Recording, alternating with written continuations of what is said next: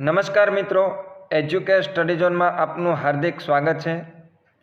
જો તમે કંડક્ટર ભરતી પરીક્ષા 2026 માટે ખૂબ જ ગંભીરતાથી તૈયારી કરી રહ્યા છો તો આજનું આ મોડલ પેપર છે તમારા માટે છે। આ મોડલ પેપરની અંદર સામાન્ય જ્ઞાન, ગુજરાતી, ગણિત, રિઝનિંગ, રોડ સેફટી, કંડક્ટરની ફરજો, ભાડાની ગણતરી જેવા તમામ ટોપિકના ખૂબ જ મહત્ત્વના પ્રશ્નોની ચર્ચા આપણે આ વિડીયોની અંદર કરવાના છીએ। આ જે મોડલ પેપર છે એ તમને એકદમ રિયલ પેપર જેવો જ અનુભવ કરાવશે, કારણ કે આ વિડીયોની અંદર આપણે એવા જ પ્રશ્નો લીધા છે જે પરીક્ષાની અંદર આવવાની સંભાવના ખૂબ જ હોય કે સંપૂર્ણ વિડીયો જોજો, એક પણ પ્રશ્ન છોડતા નહીં। તેમજ આ વિડીયો તમને કેવો લાગ્યો એનો અભિપ્રાય તમે છે કમેન્ટ બોક્સમાં લખજો। વિડીયો પસંદ આવે તો લાઈક પણ કરજો અને ચેનલમાં તમે નવા હોય તો સબસ્ક્રાઈબ કરવાનું પણ ભૂલતા નહીં। દર્શક મિત્રો, પ્રથમ પ્રશ્ન છે ખૂબ જ મહત્ત્વનો છે, ધ્યાનપૂર્વક સાંભળજો અને યાદ રાખજો। આ પ્રશ્ન જો પૂછાઈ ગયો તો એવા વિદ્યાર્થીને જ આવડશે જેમણે ગંભીરતાથી તૈયારી કરી હશે, અને પ્રશ્ન જો પરીક્ષામાં પૂછાઈ ગયો તો તમને મેરિટમાં આગળ લાવશે જ।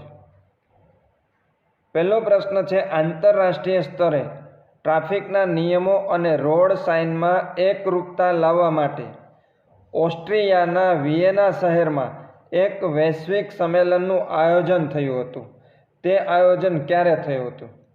પ્રશ્ન ખાસ સમજો, જે ઓસ્ટ્રિયા છે, ઓસ્ટ્રિયાના વિયેના શહેરની અંદર એક આયોજન થયું હતું। કઈ બાબતમાં? તો કે આંતરરાષ્ટ્રીય સ્તરે ટ્રાફિકના નિયમો અને રોડ ઉપર જે સાઇન બોર્ડ લગાડેલા હોય એ સાઇન બોર્ડમાં એકરૂપતા લાવવા માટેનું આ એક સંમેલન હતું, જેને Vienna convention on road sign and signal તરીકે ઓળખવામાં આવે છે। Vienna convention on road sign and signal, અને આ સંમેલનનું આયોજન થયું હતું 8 નવેમ્બર 1968માં। તો આ પ્રશ્ન તમારા માટે ખૂબ જ મહત્ત્વનો છે, મોસ્ટ આઈએમપી કહી શકાય, પરીક્ષામાં પૂછાઈ શકે। આવા તમામ પ્રશ્નો છે, બધા જ પ્રશ્નો છે પરીક્ષામાં પૂછાઈ શકે એવા છે, તો તમામ પ્રશ્નો જોઈ લેજો।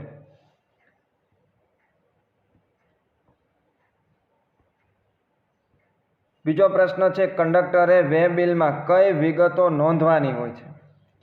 વે બિલની અંદર કંડક્ટરે ખાસ 2 વિગતો નોંધવાની હોય છે। એક તો કંડક્ટરે આપેલી ટિકિટ, અને એ ટિકિટ દ્વારા એમણે જે રકમ વસૂલી હોય એ વસૂલીની રકમ પણ વે બિલની અંદર એમણે નોંધવાની હોય છે। વેચાયેલી ટિકિટની વિગતો અને કુલ વસૂલ થયેલ ભાડું, આ બંને વિગતો છે એ કંડક્ટરે વે બિલની અંદર નોંધવાની થશે। એટલે જવાબ આવશે એ અને બી બંને।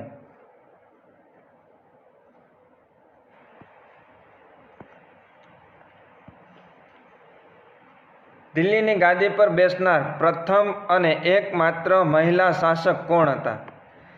દિલ્હીની ગાદી પર બેસનાર પ્રથમ અને એકમાત્ર મહિલા શાસક એ હતા રઝિયા સુલતાન। જવાબ છે બી, રઝિયા સુલતાન, કે જેમણે દિલ્હીની ગાદી ઉપર શાસન કર્યું હતું।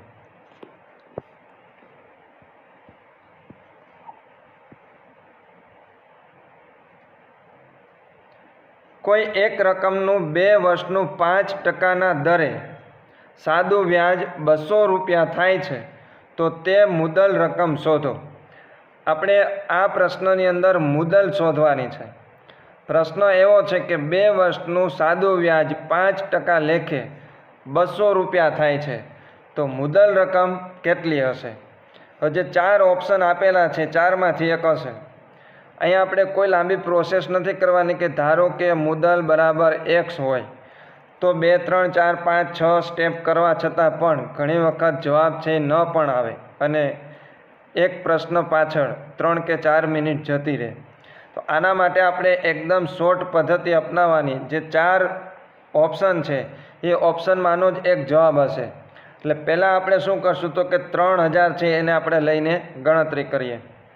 2 વર્ષનું વ્યાજ ગણવાનું છે અને સાદું છે ને 5% લેખે, 3000ના 5% કરીએ તો 3000ના 5% કરીએ એટલે 5 તેરીને 15, 150 રૂપિયા થશે 1 વર્ષનું. 2 વર્ષનું ગણવાનું છે એટલે ગુણ્યા 2 કરીએ એટલે થશે 300 રૂપિયા.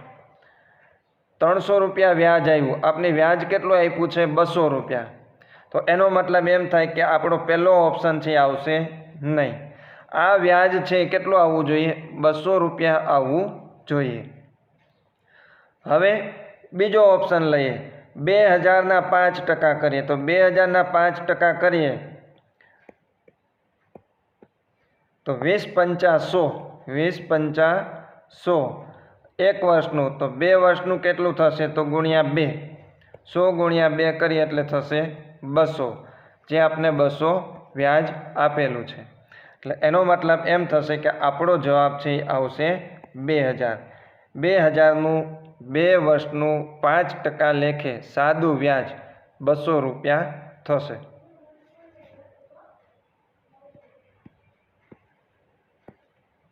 ગુજરાતનો કયો પ્રદેશ તેના ઉચ્ચ ગુણવત્તાવાળા કપાસના ઉત્પાદન માટે કાનમ પ્રદેશ તરીકે ઓળખાય છે? હવે કાનમ પ્રદેશ જે કપાસના ઉત્પાદન માટે ખૂબ જ પ્રખ્યાત છે, એ પ્રદેશ આવેલો છે ભરૂચ જિલ્લામાં.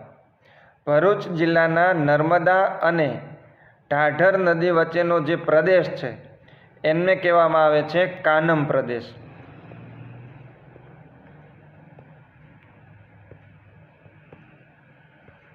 ભરૂચ જિલ્લાનો નર્મદા અને ઢાઢર નદી વચ્ચેનો જે પ્રદેશ છે, નર્મદા અને ઢાઢર નદી વચ્ચેનો પ્રદેશ, એમને કહેવામાં આવે છે કાનમ પ્રદેશ. અને આ કાનમ પ્રદેશ કપાસના ઉત્પાદન માટે ખૂબ જ પ્રખ્યાત છે.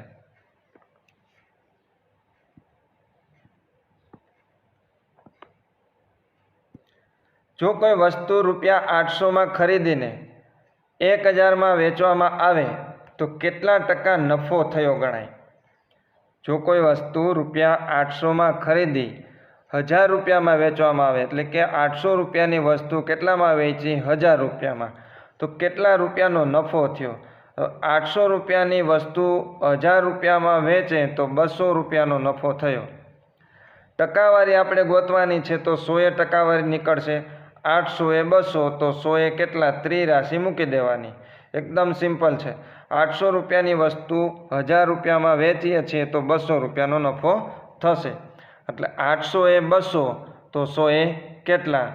30 રાશિને આપણે સાદુરૂપ આપીએ તો 100 ગુણ્યા 200 છેદમાં 800. 0 0 આપણે ઉડાડી દઈએ તો 100 ગુણ્યા 2, 100 ગુણ્યા 2 એટલે આવશે 200, અને 200 ભાગ્યા 8, 200 ભાગ્યા 8 કરશો એટલે આવશે 25. એટલે 25%નો નફો થયો કહેવાય. ઓપ્શન છે આપણો સાચો જવાબ બી.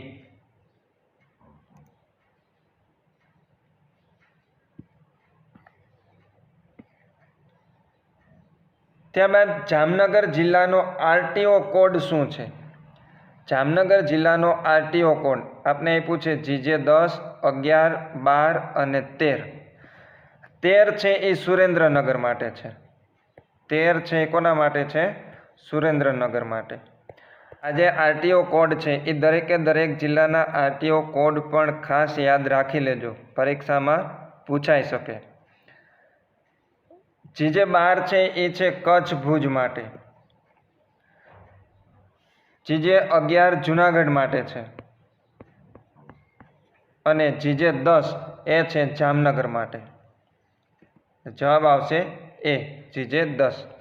જામનગર જિલ્લાનો આરટીઓ કોડ 10, 11 છે જુનાગઢ માટે, 12 કચ્છ ભુજ માટે અને 13 છે સુરેન્દ્રનગર માટે.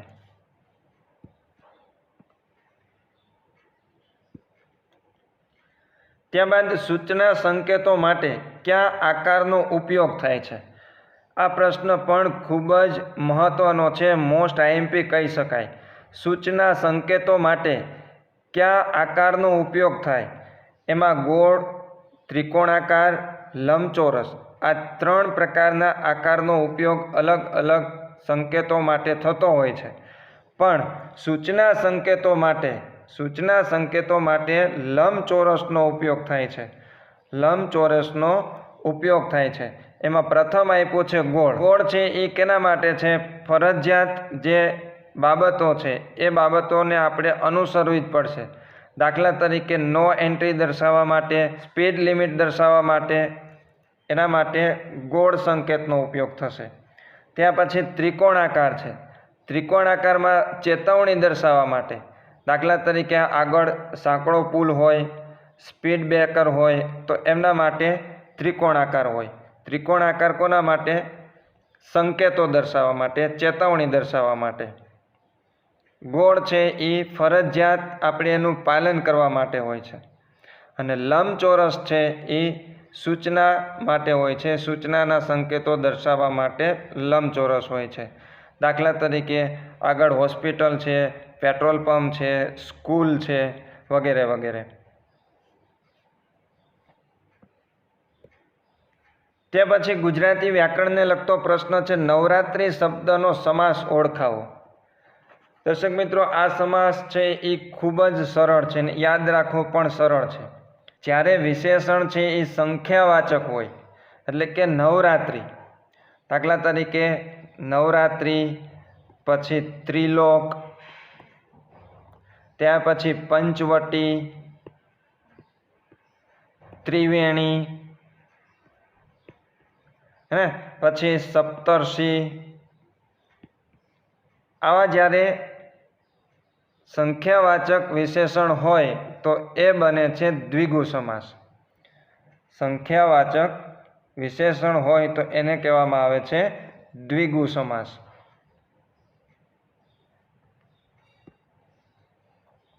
શબ્દકોશના ક્રમ પ્રમાણે સાચો ક્રમ કયો છે?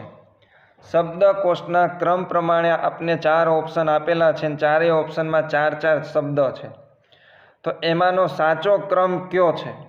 સૌ પ્રથમ તો તમે એ ખાસ યાદ રાખજો કે અનુસ્વારવાળા જે અક્ષર છે એ સાદા અક્ષર પ્રથમ આવશે. એ સાદા અક્ષર પહેલાં આવશે. એટલે કે અનુસ્વારવાળા જે અક્ષર છે એ સાદા અક્ષરની પહેલાં આવશે. દાખલા તરીકે અમ અને અ, આ સાદો અક્ષર છે અને આ છે એ અનુસ્વારવાળો છે. તો પ્રથમ કયો આવશે? અનુસ્વારવાળો. તો અહીંયા આપણે જો ત્રીજો ઓપ્શન જે આપેલો છે સી, એમાં પહેલાં સાદો છે અને પછી છે અનુસ્વારવાળો. એટલે શબ્દકોશ પ્રમાણે આ ગોઠવાયેલ છે નહીં. ત્યાર પછી જે ડી આપેલો છે એમાં શું છે? એક અનુસ્વારવાળો છે, એક સાદો છે. એક અનુસ્વારવાળો છે ને એક સાદો છે. એટલે આ પણ શબ્દકોશ પ્રમાણે ગોઠવાયેલો નથી. પ્રથમ છે અંબર અને ત્યાર પછી છે અંક. પહેલા ઓપ્શનની અંદર પ્રથમ 2 શબ્દ છે. પહેલું છે અંબર અને પછી છે અંક. તો અહીંયા બીજો અક્ષર છે એ બ છે અને આમાં છે એ ક છે. તો પ્રથમ શું આવશે? બ આવશે કે ક? તમે જ વિચારો. પ્રથમ શું આવશે? ક આવશે. એટલે એનો મતલબ એમ થાય કે આ પ્રથમ આવશે અને આ છે એ દ્વિતીય આવશે. એટલે આ ઓપ્શન પણ આવશે નહીં. એ નહીં આવે, સી નહીં આવે અને ડી પણ નહીં આવે. તો હવે રહ્યો બી. તો અંક, અંબર, આકાશ અને ઈશ્વર. આપણો જવાબ બનશે બી.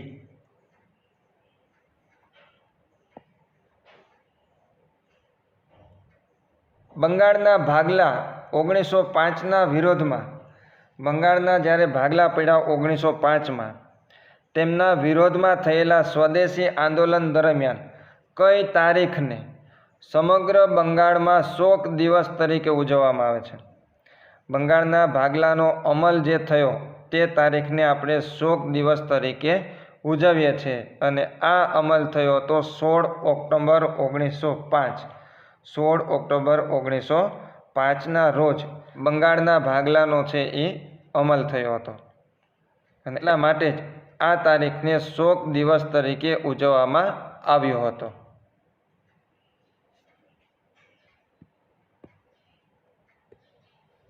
એક દંપતી અને તેનું 10 વર્ષનું બાળક બસમાં મુસાફરી કરે છે. એક દંપતી અને એમની સાથે 10 વર્ષનું બાળક બસમાં મુસાફરી કરે છે. એક ટિકિટનો ભાવ 40 હોય તો કુલ કેટલું ભાડું થશે? અહીંયા ખાસ શબ્દ પકડજો. એક દંપતી એટલે કે પતિ પત્ની 2 જણા છે અને એક 10 વર્ષનું બાળક છે.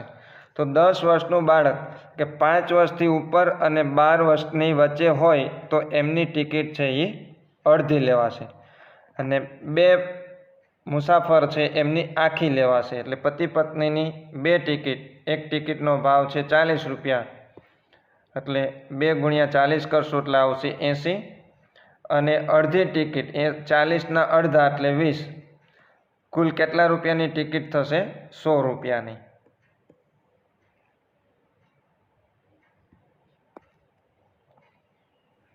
પૃથ્વી પર દિવસ રાત થવાનું મુખ્ય ભૌગોલિક કારણ શું છે? પૃથ્વીની 2 પ્રકારની ગતિ છે, પરિભ્રમણ અને પરિક્રમણ. પરિભ્રમણ એટલે પૃથ્વી છે પોતાની ધરી ઉપર ફરે છે એને કહેવામાં આવે છે પરિભ્રમણ. અને પરિભ્રમણના કારણે જ પૃથ્વી ઉપર દિવસ રાત થાય છે. એટલે પૃથ્વી છે પોતાની ધરી પર ભ્રમણ કરે છે એમના કારણે પૃથ્વી ઉપર દિવસ રાત થાય છે.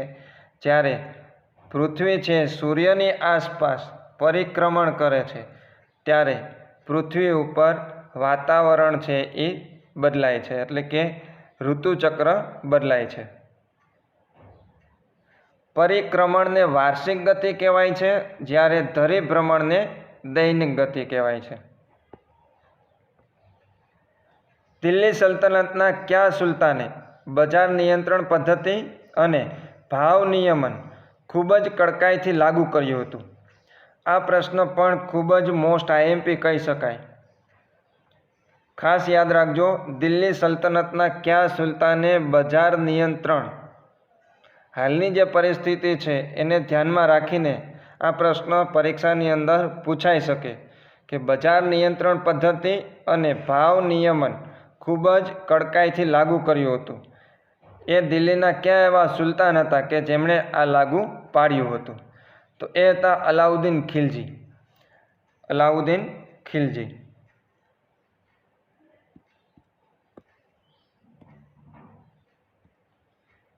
ગોલ્ડન અવર્સ એટલે શું? ગોલ્ડન અવર્સ એટલે કે અકસ્માત બાદનો જે પ્રથમ કલાક છે કે જેમાં ઘાયલ વ્યક્તિને બચાવવાની સંભાવના વધારે હોય. એટલે અકસ્માત બાદનો પ્રથમ કલાક કે જેમાં સારવારથી મૃત્યુ નિવારી શકાય એમને કહેવામાં આવે છે ગોલ્ડન અવર્સ. આગળનો પ્રશ્ન છે, એક વ્યક્તિ પશ્ચિમ તરફ મોઢું કરીને ઊભો છે. ખાસ જોજો, ઉત્તર, દક્ષિણ, પૂર્વ અને પશ્ચિમ. કઈ દિશામાં મોઢું કરીને ઊભો છે? તો કે પશ્ચિમ દિશાની અંદર મોઢું કરીને ઊભો છે. તે 90 ડિગ્રી ઘડિયાળની દિશામાં ફરે છે. 90 ડિગ્રી ઘડિયાળની દિશામાં ફરે છે તો તેમનું મોઢું કઈ દિશામાં હશે? પોતે પશ્ચિમ દિશાની અંદર ઊભો છે, પશ્ચિમ દિશામાં મોં રાખીને ઊભો છે. હવે 90 ડિગ્રી ઘડિયાળની દિશામાં ફરશે તો 90 ડિગ્રી એટલે ઉત્તર દિશામાં છે એમનું મોઢું આવશે. જવાબ આવશે એ, ઉત્તર. ત્યારબાદ કૌટિલ્ય દ્વારા રચાયેલ ગ્રંથ કયો છે? નીચેનામાંથી કયો ગ્રંથ કૌટિલ્ય દ્વારા રચવામાં આવ્યો છે? કૌટિલ્ય કે જેને ચાણક્ય તરીકે પણ ઓળખવામાં આવે છે. કૌટિલ્યનું બીજું નામ શું છે? ચાણક્ય. હજી એક પણ નામ છે. કૌટિલ્ય છે, ચાણક્ય છે, હજી એક પણ નામ છે જે તમારે કમેન્ટ બોક્સની અંદર આપવાનો છે. કમેન્ટ બોક્સની અંદર તમે ખાસ એનો જવાબ આપજો કે કૌટિલ્યનું અન્ય બીજું નામ શું છે. તો કૌટિલ્ય દ્વારા કયો ગ્રંથ રચવામાં આવ્યો છે? અર્થશાસ્ત્ર.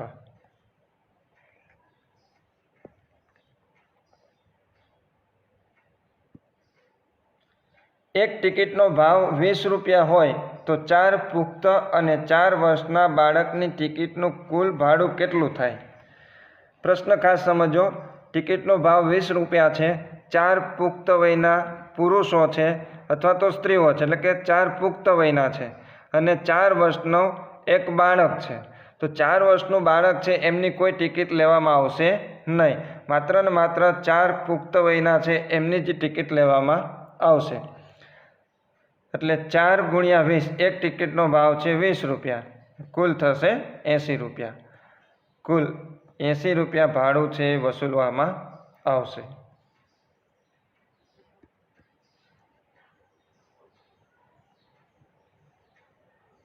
ત્યાર પછી ભારત સરકાર દ્વારા માર્ગ સુરક્ષા માટે અમલમાં મુકાયેલા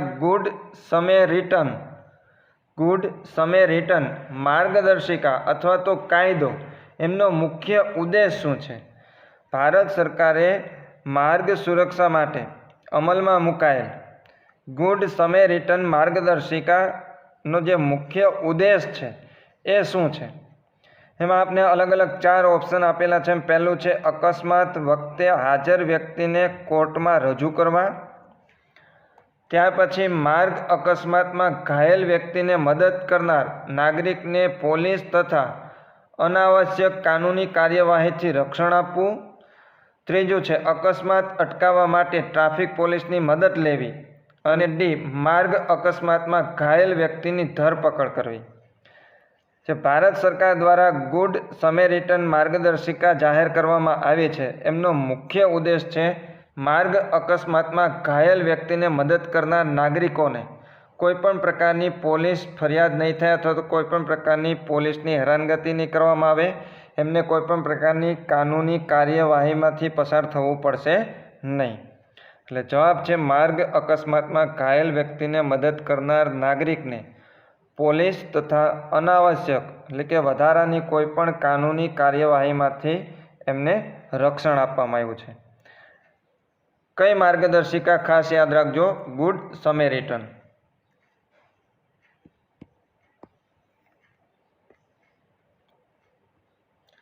મોટર વાહન અધિનિયમની કઈ કલમ હેઠળ હિટ એન્ડ રન અકસ્માત કેસમાં વળતરની જોગવાઈ છે? હિટ એન્ડ રનનો કેસ થાય ત્યારે જે વળતર આપવામાં આવે છે એ વળતર મોટર વાહન અધિનિયમની કઈ કલમ અંતર્ગત આપવામાં આવે છે?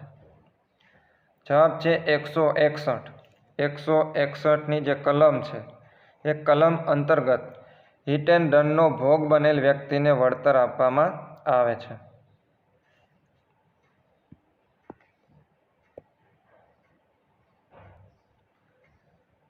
ત્યારબાદ જીએસઆરટીસીના વિભાગો સંદર્ભે આપને જોડકું આપેલું છે. પ્રથમ આપ્યું છે અમદાવાદ, જુનાગઢ, નડિયાદ અને અમરેલી. એમની સામે આપને આપ્યું છે સોમનાથ, ગીર, અમૂલ અને આશ્રમ. એટલે જે શહેર છે એ શહેર છે કયા વિભાગમાં આવે છે એ આપણે જોડકું જોડવાનું છે. તો સૌ પ્રથમ અમદાવાદ છે એ આવશે આશ્રમ, જુનાગઢ છે એ સોમનાથ, નડિયાદની સામે આવશે અમૂલ અને અમરેલીની સામે આવશે ગીર.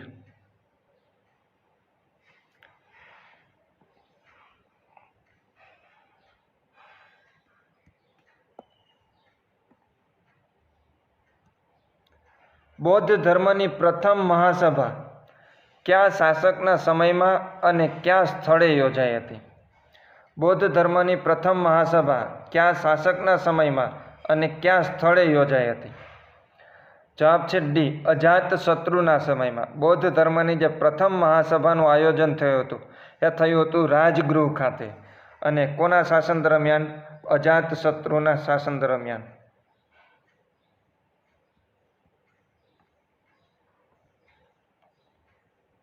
આપેલ વિકલ્પોમાંથી ગુમ થયેલી સંખ્યા શોધો, એટલે કે ખૂટતી સંખ્યા આપણે શોધવાની છે. આપણે જે ચાર્ટ આપ્યો છે એમાં 10, 17, 8, 5, 3, 15, 6, 14 અને અહીંયા આપણે પ્રશ્નાર્થ ચિહ્ન આપેલો છે તે આપણે શોધવાનું છે. તો સૌ પ્રથમ આપણે જોવાનું છે કે કઈ કોલમની અંદર અથવા તો કઈ રોની અંદર આવો જ્યારે પ્રશ્ન હોય ત્યારે ખાસ જોવાનું કોલમની અંદર અથવા તો રોની અંદર સૌથી મોટી સંખ્યા ક્યાં છે.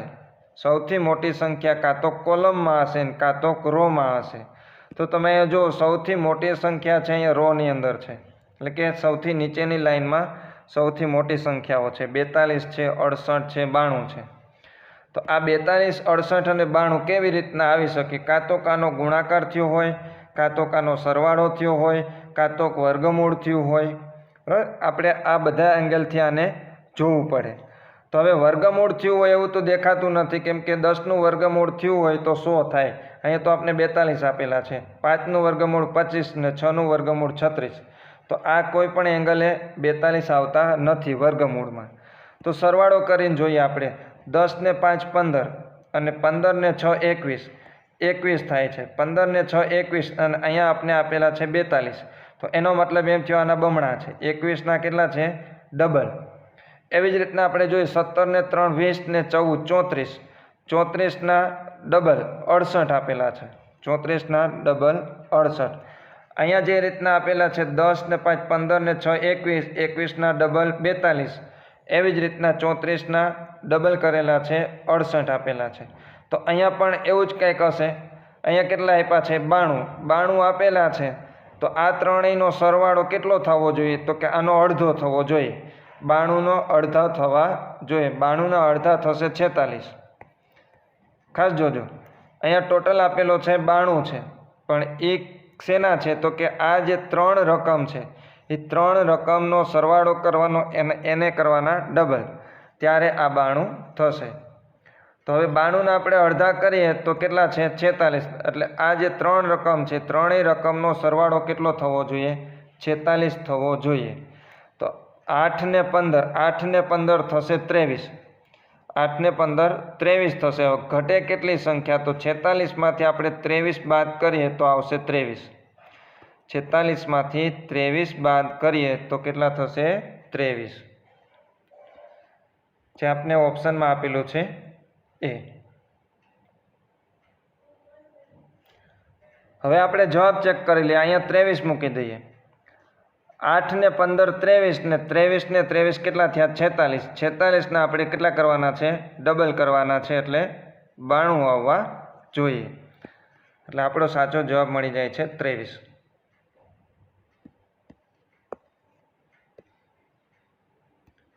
Motor vehicle act 1988 motor vehicle act 1988ની કલમ 178ની પેટા કલમ 2 હેઠળ જો કંડક્ટર પોતાની ફરજ બજાવવામાં પ્રથમ વખત નિષ્ફળ જાય, એટલે કે પોતાની ફરજ બજાવવામાં કંઈક ભૂલ કરે, તો કેટલા રૂપિયા સુધીની દંડની જોગવાઈ છે? ખાસ જોજો, પ્રથમ વખત.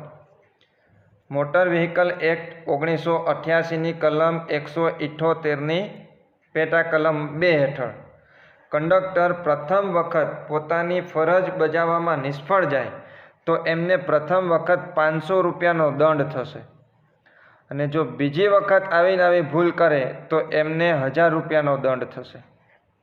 તો અહીંયા આપણે પ્રથમ વખત પૂછ્યું છે, એટલે આપણો જવાબ આવશે બી. ત્યાર પછી સાચી સંધિ જોડો. આપણે ગુજરાતી વ્યાકરણને લગતો પ્રશ્ન છે, સંધિને લગતો પ્રશ્ન છે. કવિ વત્તા ઇન્દ્ર. કવિ વત્તા ઇન્દ્ર. ખાસ તમે અહીંયા ધ્યાન દેજો. કવિ વત્તા ઇન્દ્ર કેવી રીતના છે? કવિ, આ વી છે એ હસ્વ છે, વી છે એ હસ્વ ઈ છે, પ્લસ ઇન્દ્રમાં પણ ઈ છે, કેવો છે? એ પણ હસ્વ ઈ છે. એટલે બે હસ્વ ઈ ભેગા થાય છે, એટલે હસ્વ ઈ પ્લસ હસ્વ ઈ, એ કેવો થઈ જશે? દીર્ઘ ઈ થઈ જશે. હસ્વ ઈ પ્લસ હસ્વ ઈ બંનેને આપણે ભેગા કરીએ, અહીંયા જે સંધિ છે, સંધિને જોડીએ તો હસ્વ ઈ છે કેવો થઈ જશે? દીર્ઘ ઈ થઈ જશે. એટલે જે કવિમાં વી એ હસ્વ છે એ કેવો થઈ જશે? દીર્ઘ ઈ થઈ જશે. એટલે કવિન્દ્ર થઈ જશે. કવિન્દ્ર.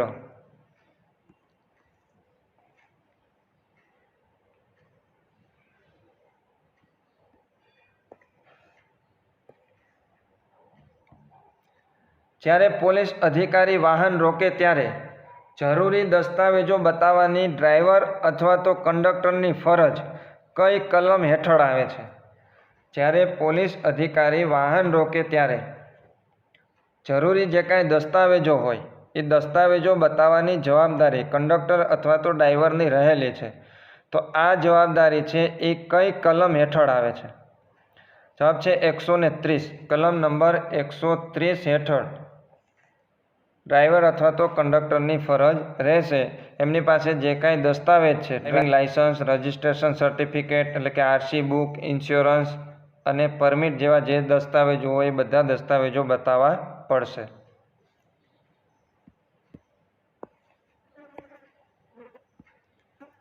જો એક ટિકિટનો ભાવ 20 રૂપિયા હોય તો દોઢ ટિકિટનું ભાડું કેટલું થાય? તો એકદમ સરળ પ્રશ્ન છે. આવા પ્રશ્ન પણ પૂછાઈ શકે. એક ટિકિટનો ભાવ 20 રૂપિયા છે તો દોઢ ટિકિટના કેટલા? એકદમ સરળ છે, ગણતરી કરવાની જરૂર નથી. 30 રૂપિયા.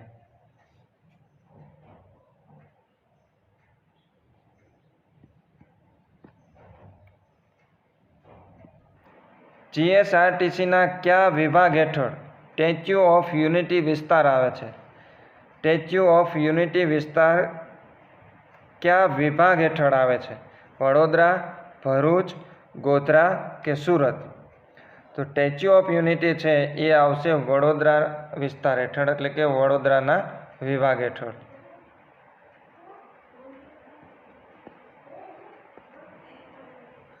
આગળનો પ્રશ્ન છે, તેનું મુખ પૂર્ણ ચંદ્ર જેવું ખીલેલું છે.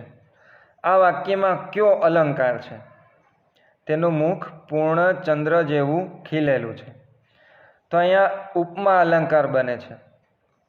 ઉપમા અલંકાર ક્યારે બને? તો કે જ્યારે કોઈ એક વસ્તુ અથવા તો વ્યક્તિની સરખામણી અન્ય સાથે કરવામાં આવે ત્યારે એનો મતલબ એમ થાય કે ઉપમા કરવામાં આવી. અહીંયા તેનું મુખ કોના જેવું ખીલેલું બતાવ્યું છે? પૂર્ણ ચંદ્ર જેવું. એટલે આ અલંકાર બને છે ઉપમા અલંકાર.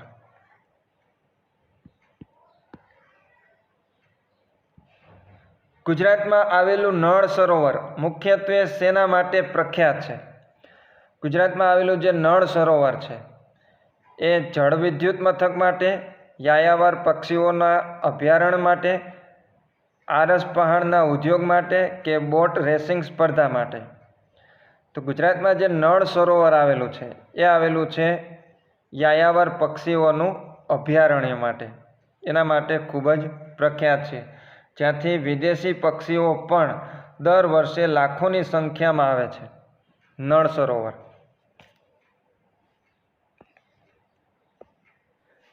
ત્યાર પછી શ્રેણી પૂર્ણ કરો. 2, 5, 11, 23 અને 47. ત્યાર પછીની સંખ્યા આપણે શોધવાની છે. તો ખાસ ધ્યાનપૂર્વક જોજો કેવી રીતના આનું સોલ્યુશન આવે છે. પ્રથમ આપ્યું છે 2. 2 ને આપણે 2 વડે ગુણીએ. 2 ને 2 વડે ગુણીએ તો આવશે 4. 4માં 1 ઉમેરીએ તો થશે 5. એવી જ રીતના 5 ને 2 વડે ગુણવાના છે. 5 ને 2 વડે ગુણીએ તો 10 આવશે ને 10માં 1 ઉમેરીએ તો થશે 11. એ જ પેટર્નથી આપણે આગળ વધીએ તો 11 ગુણ્યા 2 કરીએ તો 22 થશે અને 22માં 1 ઉમેરીએ તો થશે 23. અને 23 ગુણ્યા 2 કરીએ, 23 ગુણ્યા 2 એટલે થશે 46 પ્લસ 1 કરીએ તો થશે 47. એવી જ રીતના 47 ગુણ્યા 2 કરીએ, 47 ગુણ્યા 2 કરીએ તો આવશે 94. 47 ગુણ્યા 2 તો 94 પ્લસ 1 એટલે થશે 95. દરેક રકમને 2 વડે ગુણવાની ને એમાં આપણે 1 ઉમેરશું એટલે આગળની સંખ્યા આપને મળશે.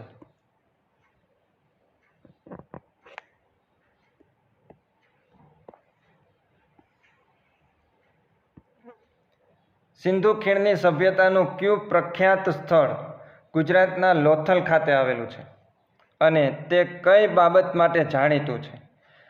સિંધુ સંસ્કૃતિનું જે લોથલ સ્થળ છે એ ખાસ શેના માટે જાણીતું છે? તો એ છે પ્રાચીન બંદર માટે. સિંધુ સંસ્કૃતિનું જે લોથલ છે, ગુજરાતમાં આવેલું લોથલ, એ છે પ્રાચીન બંદર અને ધક્કા માટે એટલે કે ડોકયાર્ડ માટે જાણીતું છે.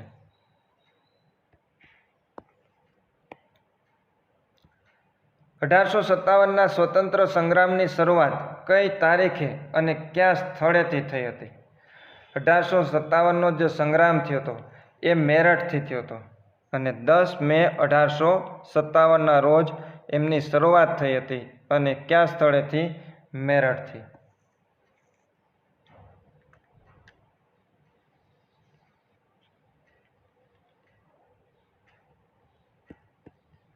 દિલ્હી સલ્તનતની સ્થાપના કોણે કરી હતી? દિલ્હી સલ્તનતની સ્થાપના કરનાર છે કુતુબુદ્દીન ઐબક. કુતુબુદ્દીન ઐબક કે જેમણે દિલ્હી સલ્તનતની સ્થાપના કરી હતી. પ્રથમ 5 પ્રાકૃતિક સંખ્યાઓની સરેરાશ કેટલી થાય? હવે પ્રથમ 5 પ્રાકૃતિક સંખ્યા પ્રથમ એટલે 1, 2, 3, 4 અને 5. આ પ્રાકૃતિક 5 સંખ્યા છે, એમની સરેરાશ ગોતવાની છે. તો આ પાંચેયનો સરવાળો કેટલો થશે? 15. પાંચેયનો સરવાળો થશે 15. 1 + 2 + 3 + 4 + 5 એટલે થશે 15. અને આમની સરેરાશ કાઢવી છે એટલે 5 સંખ્યા છે એટલે ભાગ્યા 5 કરશું. 15 ભાગ્યા 5 એટલે આવશે 3. પ્રથમ 5 પ્રાકૃતિક સંખ્યાઓની સરેરાશ થશે 3.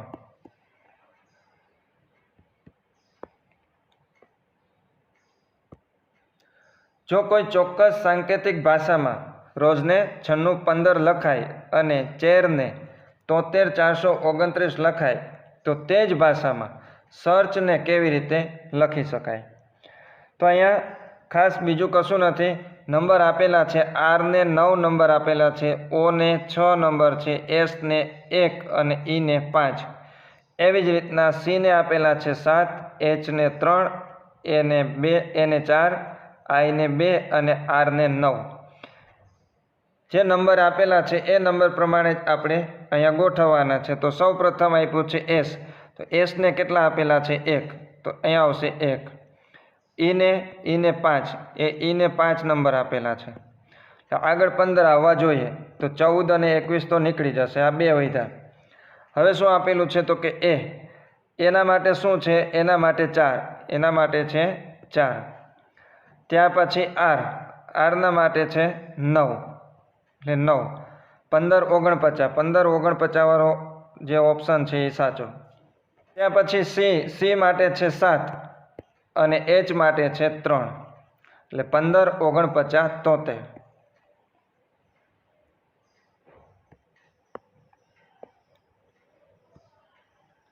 કોઈ 3 મુસાફર ભાઈ લોકલ બસમાં 15 સ્ટેજની મુસાફરી કરે છે તો કંડક્ટરે કેટલા રૂપિયાની ટિકિટ આપવાની થાય?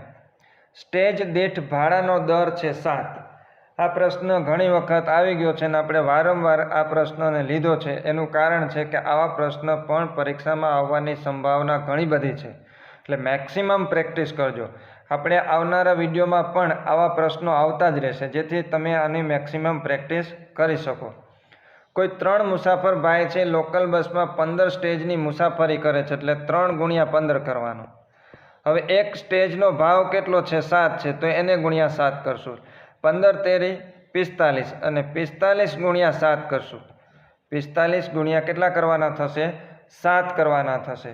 એટલે જવાબ આવશે 315 રૂપિયા. જવાબ કેટલો આવશે? 315.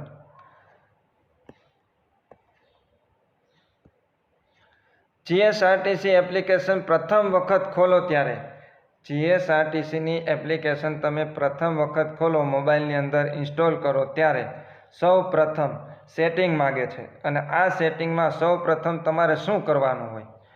તો એમાં આવશે તમારી જે અનુકૂળ ભાષા હોય ભાષા પસંદ કરવાની આવશે. સૌ પ્રથમ તમને તમારી ભાષા પસંદ કરવા માટેનો વિકલ્પ આપશે.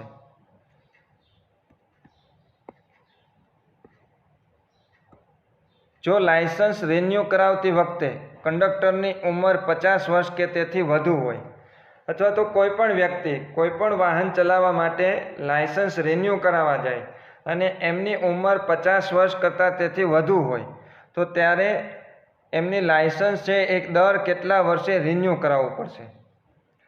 હવે રિન્યૂ કરાવવા માટે જો એમની ઉંમર 50 વર્ષ થઈ ગઈ છે તો દર 5 વર્ષે એમણે રિન્યૂ કરાવવું ફરજિયાત છે. બાકી 20 વર્ષનો સમય હોય છે. 20 વર્ષ અથવા તો 50 વર્ષ એમની ઉંમર થઈ જાય એ પહેલાં જે થતી હોય એ પ્રમાણે એમણે અનુસરવું પડશે. એટલે રિન્યૂ કરાવતી વખતે જો એમની ઉંમર 50 વર્ષ પૂરી થઈ ગઈ હોય તો ત્યાર પછી દર 5 વર્ષે એમણે રિન્યૂ કરાવવું પડશે. સાયલેન્ટ વેલી રાષ્ટ્રીય ઉદ્યાન કયા રાજ્યમાં આવેલું છે? સાયલેન્ટ વેલી રાષ્ટ્રીય ઉદ્યાન છે એ આવેલું છે કેરળ રાજ્યની અંદર. કેરળ રાજ્યની અંદર સાયલેન્ટ વેલી રાષ્ટ્રીય ઉદ્યાન આવેલું છે. નીચેના પૈકી કયું શહેર ભારતનું સિલિકોન વેલી તરીકે ઓળખાય છે? ભારતનું સિલિકોન વેલી તરીકે કયું શહેર ઓળખાય છે? જવાબ છે બેંગલુરુ. બેંગલુરુને ભારતનું સિલિકોન વેલી તરીકે ઓળખવામાં આવે છે.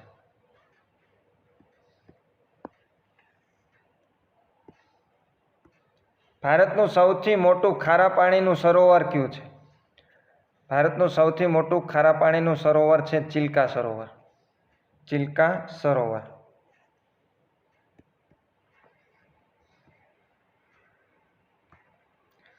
પૃથ્વી પર દિવસ અને રાતની લંબાઈ લગભગ સમાન ક્યારે હોય છે? પૃથ્વી ઉપર દિવસ અને રાતની લંબાઈ એટલે કે રાત અને દિવસ સમાન ક્યારે હોય છે? 21 જૂન 22 ડિસેમ્બર, 21 માર્ચ 23 સપ્ટેમ્બર, 22 જુલાઈ 15 ડિસેમ્બર કે 14 એપ્રિલ 15 ઓગસ્ટ. 2 દિવસ એવા હોય છે કે જ્યારે રાત અને દિવસ છે લગભગ સમાન હોય છે અને એ હોય છે 21 માર્ચ અને 23 સપ્ટેમ્બર. 21 માર્ચ અને 23 સપ્ટેમ્બર આ 2 દિવસ એવા હોય છે કે રાત અને દિવસ સમાન હોય છે. જ્યારે 22 ડિસેમ્બર છે એ દિવસ ટૂંકો હોય છે અને રાત લાંબી હોય છે. દિવસ કેવો હોય છે? ટૂંકો હોય છે અને રાત લાંબી હોય છે. જ્યારે 21 જૂનના રોજ દિવસ છે એ સૌથી લાંબો હોય છે. 21 જૂનના રોજ દિવસ કેવો હોય છે?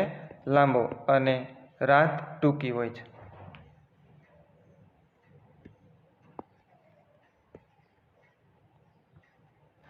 ત્યાર પછી 5 મિત્રો ABCD અને E એક સીધી હરોળમાં બેઠા છે. 5 મિત્રો છે એ એક હરોળમાં બેઠા છે. એમાં A છે એ ડાબી બાજુએ છે, B છે જમણી બાજુ છે.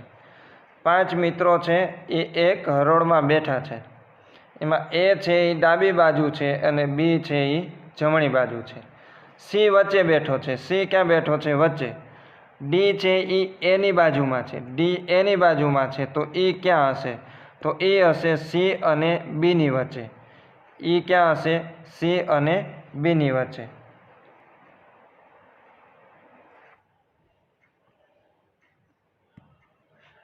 ત્યાં પછી કોઈ સંખ્યાના 25% બરાબર 80 હોય તો તે સંખ્યા કેટલી હશે?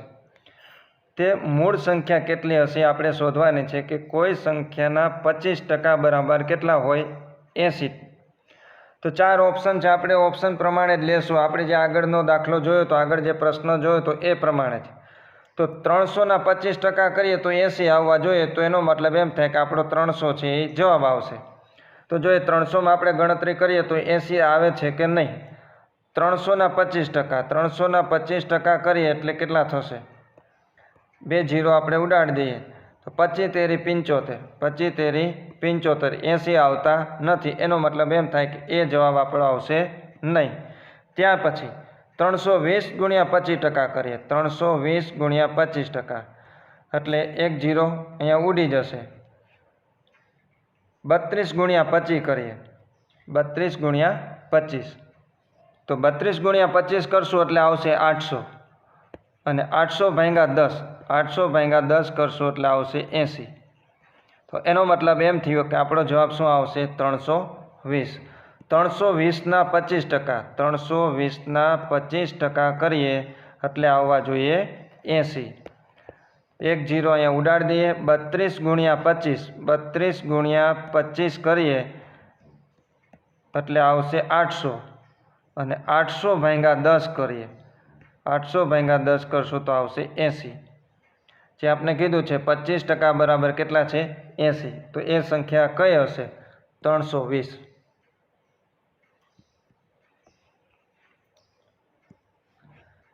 એક વ્યક્તિ ઉત્તર તરફ 10 મીટર ચાલે છે.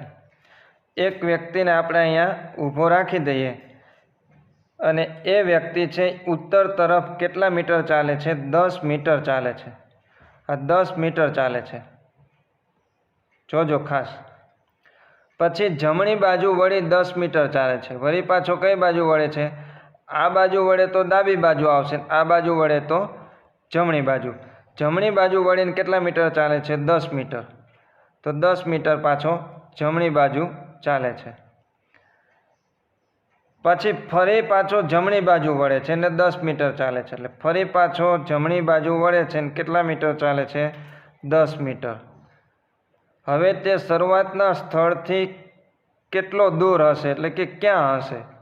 શરૂઆતના સ્થળથી, એટલે કે શરૂઆતના સ્થળથી હવે ભાઈ ક્યાં છે? તો ક્યાં છે? આ જે અંતર છે, આ જે અંતર છે એ 10 મીટર છે. તો આ અંતર પણ કેટલું હશે? 10 મીટર જ હશે. તો 10 મીટર છે, 10 મીટર દૂર છે, 10 મીટર દૂર છે. અને કઈ દિશામાં હશે? આ ઉત્તર દિશા છે, તો આ દેશે પૂર્વ દિશા. એટલે 10 મીટર પૂર્વ આવશે. ભારતમાં આર્યો વિશેની માહિતી મુખ્યત્વે કયા ગ્રંથમાંથી મળે છે? ભારતમાં જે આર્યો છે એ આર્યો વિશેની માહિતી એ મળે છે ઋગ્વેદમાંથી. ત્યાં પછી આપણે આપ્યું છે A/B બરાબર 5/7. એ અને બીનું પ્રમાણ આપ્યું છે.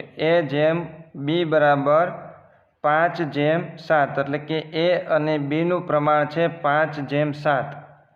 જો બંને પાસે મળીને ₹1440 હોય, 1440 બંને પાસે ભેગા મળીને છે, તો બીના ભાગે કેટલા આવશે?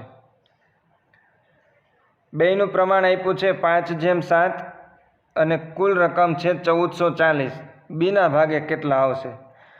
તો એનો ભાગ છે 5, બીનો ભાગ છે 7, કુલ ભાગ થશે 12. આ બેનો સરવાળો કરવાનો. 5 અને 7નો શું થશે? સરવાળો.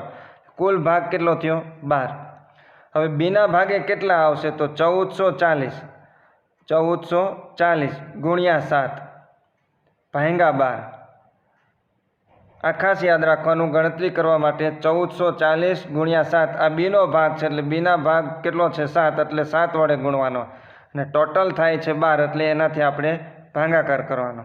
1440 ગુણ્યા 7 કરશું.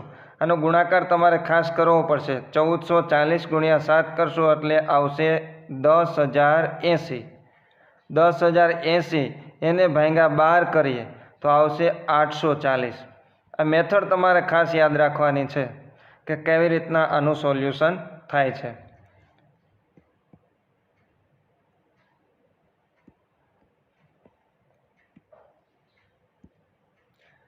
$5,000 પર 8% વાર્ષિક દરે 3 વર્ષનું સાદું વ્યાજ કેટલું થશે? સાદું વ્યાજ આપ્યું છે, અહીંયા ચક્રવૃદ્ધિ વ્યાજ આપ્યું નથી. એટલે માત્ર ને માત્ર આપણે મુદ્દલ ઉપર જ વ્યાજ ગણવાનું થશે. વ્યાજનું વ્યાજ આવશે નહીં.